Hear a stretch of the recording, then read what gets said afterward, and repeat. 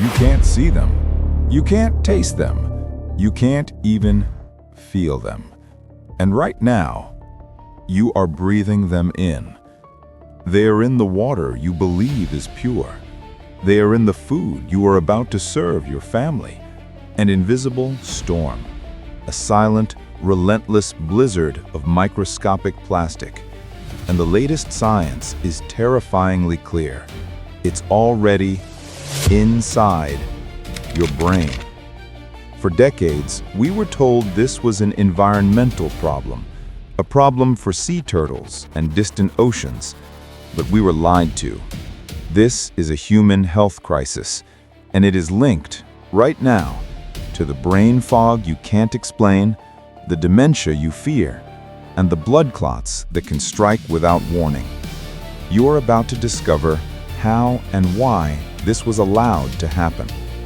Welcome to Lifespan Secret. The crisis we're facing wasn't just an accident of progress. It was a choice made for one reason: convenience. The entire modern F&B, food and beverage industry, is built on a foundation of cheap, disposable, single-use plastic. It's a convenience that is costing us our health. In this deep dive investigation, we are going to expose the full story. We will reveal the F&B deception that fueled this invasion. We will uncover the shocking new science linking plastic particles directly to blood clots and dementia. We will destroy the dangerous myth of inaction that the industry wants you to believe.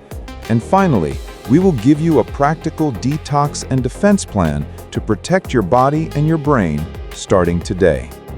So, how deep does the rabbit hole go? How does this invisible storm get inside us? The invasion is happening from three main fronts, and the first is the F&B industry's to-go culture.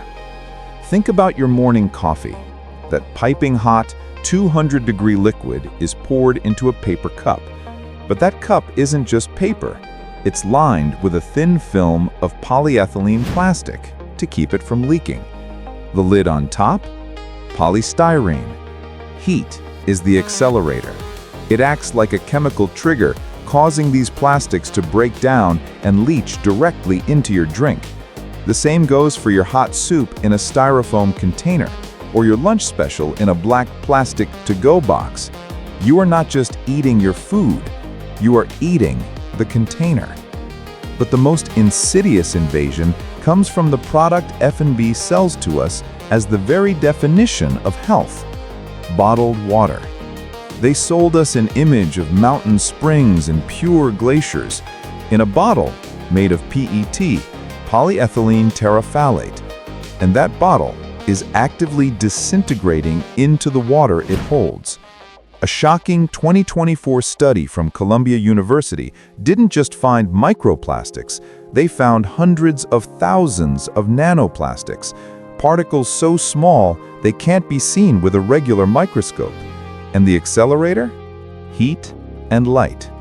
That bottle of water you left in your car, that sat in the hot sun for an hour, has become a toxic soup. The heat has exponentially increased the leaching of these nanoplastics. You are, in effect, drinking a cocktail of water and plastic. Finally, the invasion has breached your own home. That old grooved plastic cutting board in your kitchen?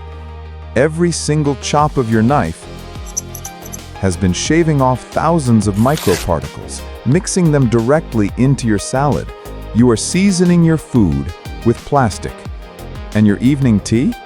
A 2019 study from McGill University found that a single premium plastic tea bag releases 11.6 billion microplastics and 3.1 billion nanoplastics into one cup. We are drinking a plastic blizzard. We are eating it, we are drinking it, and finally, we are breathing it. The fibers from our polyester clothes, the dust from our car tires, it's all in the air. The invasion isn't at the gates. It's already over the walls. It's inside the city. So, we are surrounded. drowning in a sea of our own convenience. But this didn't happen by accident. It wasn't a gradual mistake, it was a design. A calculated, multi-decade strategy executed by two of the most powerful industries on Earth, the food and beverage industry and big oil. To understand the lie, you must first understand the motive. For the F&B industry, plastic was a miracle, a logistical dream. It's cheaper than glass.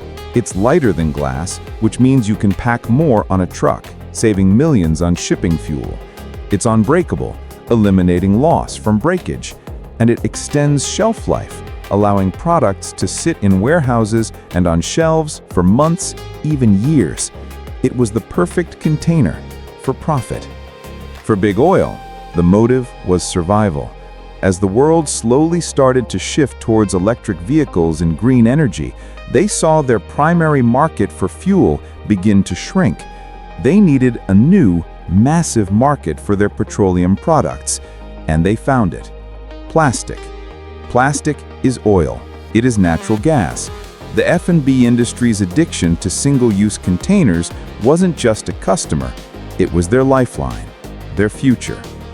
But this perfect alliance had one giant public-facing problem: the waste.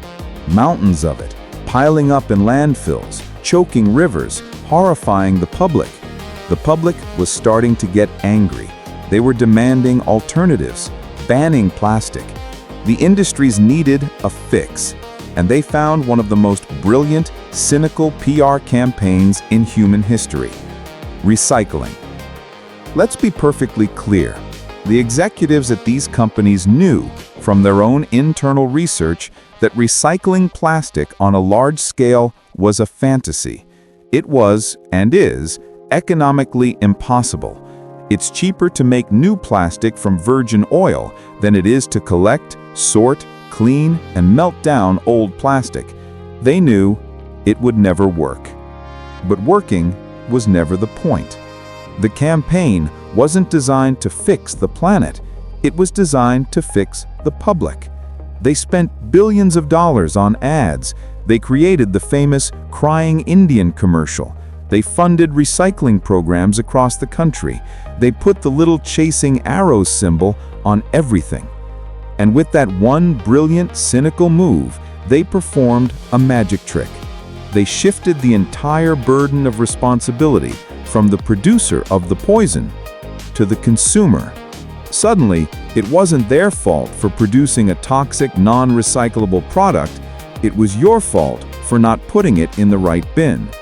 They were allowed to continue flooding the world with their profitable poison, while we, the consumers, were left bickering over whether a yogurt cup was number 2 or number 5. It was a lie, and we bought it. So, while the industries were distracting us with recycling, that invisible storm was making its way from our gut, our lungs, into our bloodstream. For years, the official stance was that plastic is inert, that it just passes through us. This is the deadliest lie of all. These particles are not passive travelers, they are active saboteurs. Think of a nanoplastic particle not as a smooth bead, but as a piece of microscopic, jagged glass. Now imagine billions of these jagged shards flowing through your delicate blood vessels. What happens? They scrape, they scratch, and they damage the smooth, sensitive lining of your arteries, the endothelium. Your body is smart. When it senses an injury, a scratch, a tear in that lining, it does what it's programmed to do. It tries to heal the wound. And how does it heal a wound inside a blood vessel? It forms a blood clot. It sends platelets and clotting factors to the site of the injury to form a patch. But the plastic storm never stops. Billions of new shards keep coming, causing thousands of new micro-injuries, forcing your body into a constant state of emergency, a constant state of clotting. This is the link. This is how the plastic in your bottled water is directly linked to the clot that could end up in your heart, your lungs, or your brain. But the damage doesn't stop there. The nanoplastics, particles smaller than a virus, are the true Trojan horses. They are so infinitesimally small, they can achieve what was once thought impossible. They can cross the blood-brain barrier.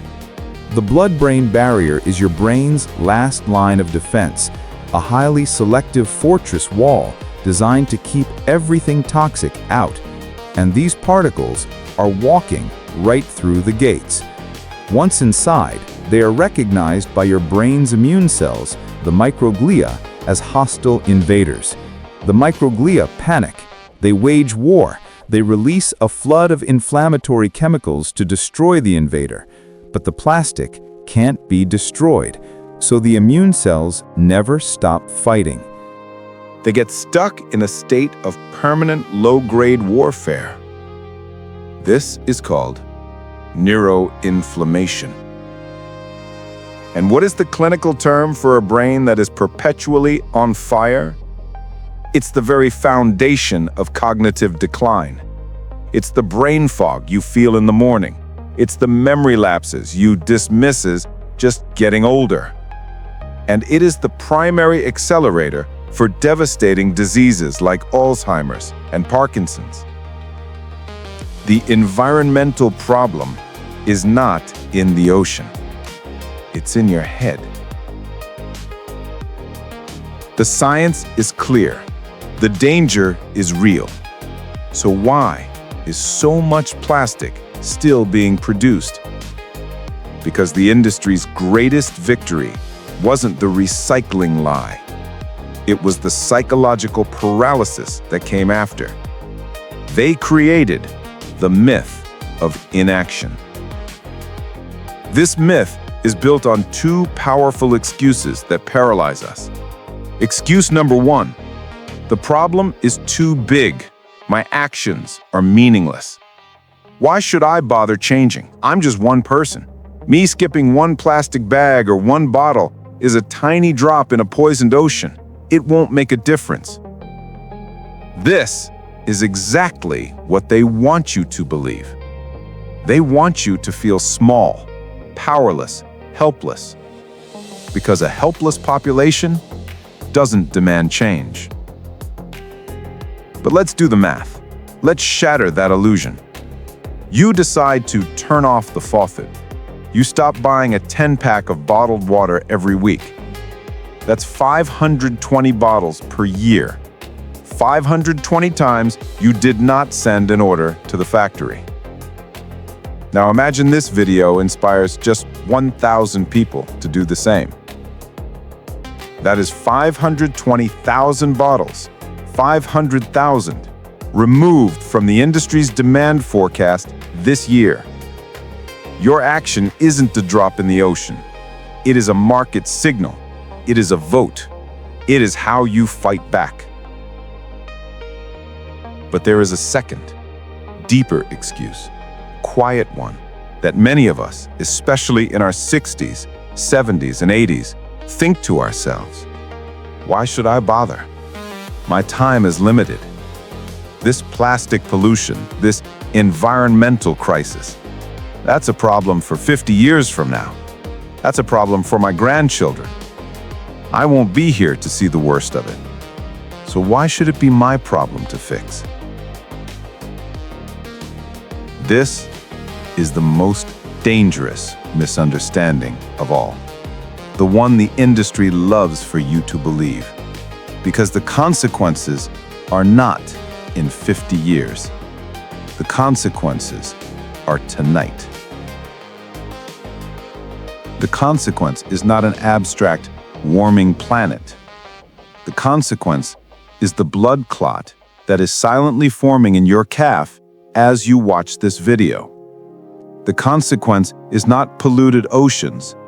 The consequence is the brain fog you're going to feel tomorrow morning, the word you can't quite find, the keys you can't quite remember.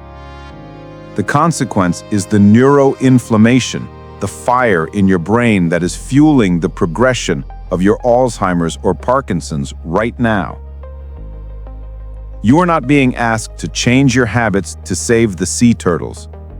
You are being asked to change your habits to save yourself. You throw away that plastic cutting board not to protect the whales, but to protect your own heart from those microscopic glass shards. This is not about the future of the planet. This is about the future of your mind, starting today. Okay, let's stop. Recap time. We are all caught in the convenience trap of the F&B industry. They partnered with Big Oil to sell us the recycling lie, a cynical trick to shift the blame onto us. They want us to believe in the myth of inaction, that we're too small or too old to make a difference. But we just proved that lie wrong. The danger is not in the future. It's inside us, right now. The microscopic glass shards are in our blood, causing clots, and have breached the wall into our brains, causing dementia. So how do we fight back? So we have exposed the crisis. We have shattered the myths. Now we build our defense. We have to be honest, this plastic storm is everywhere. We cannot eliminate our exposure, but we can drastically reduce it, and we can fortify our bodies to handle the unavoidable. This is your 3-step defense plan. This is the most important step. It's the market signal we talked about. You must stop voluntarily inviting the enemy into your home. First, go to your kitchen. Take your old, scratched, grooved plastic cutting board and throw it in the trash. It is the worst offender. Replace it with wood, or bamboo, or glass. Second, all your plastic food containers, your Tupperware, get rid of them. And make this a sacred rule. Never, ever microwave anything in plastic. You are essentially pressure blasting billions of particles into your food. Use glass or ceramic containers only. Third, stop buying water in plastic bottles. Invest in a high-quality water filter for your tap, a reverse osmosis or carbon filter. Carry your water in a stainless steel or glass bottle. And fourth, look at your tea. If it comes in a silky pyramid-shaped plastic bag, switch brands. Use loose-leaf tea or paper bags. And fifth, because we breathe it, get a good HPA air purifier for your bedroom. Let it run all night. You are not just filtering dust. You are filtering the plastic fibers from your own clothes and furniture. You cannot stop all plastic from getting in. So your next defense is to strengthen the organ designed to get it out. Your liver. Your liver is your body's master filtration plant. You need to give it the raw materials to do its job. The most powerful tool? Cruciferous vegetables. Broccoli, cauliflower, kale, Brussels sprouts. These contain a compound called sulforaphane, which supercharges your liver's phase 2 detoxification pathways. This is not just eating healthy. This is arming your filter. Finally, you need to get the plastic out of your system. First, fiber. Plastic particles that are in your gut need to be bound and escorted out. Soluble and insoluble fiber from things like psyllium husk, chia seeds, lentils, and apples acts like a sticky broom, sweeping your intestines clean. Second, sweat. Your skin is a massive detox organ. Studies have shown that toxins, including plastic-derived chemicals like BPA, are excreted through sweat. Regular exercise, or even better, using a sauna, can literally help you sweat the plastic out. We have come on a long journey. We started with an invisible storm. We uncovered a cynical industrial lie designed to shift the blame onto us. And we shattered the myth that this is an abstract environmental problem or a problem for the future. We now know the truth. The plastic in our world is a problem for our health. And the danger is right now. It is the fire in your brain. It is the clot in your vein. The F&B industry and big oil, they want you to feel helpless. They want you to believe your actions don't matter. Do not give them the satisfaction. Your action does matter. It's not a drop in the ocean. It is the removal of a drop of poison from your own body. That is an act of self-preservation. That is an act of defiance. It is how you take back control. So let's make a commitment. I want you to tell me in the comments below, what is the one plastic item, the one faucet you are going to turn off in your kitchen this week? Is it the bottle, the cutting board, or the microwave containers? Let's hold each other accountable. And finally, if you know someone, a friend, a spouse, a child, who is still drinking water from that plastic bottle, the one that's been sitting in their hot car all day, please share this video with them. You're not just sharing a video, you might be protecting their brain. Thank you for watching Lifespan Secret.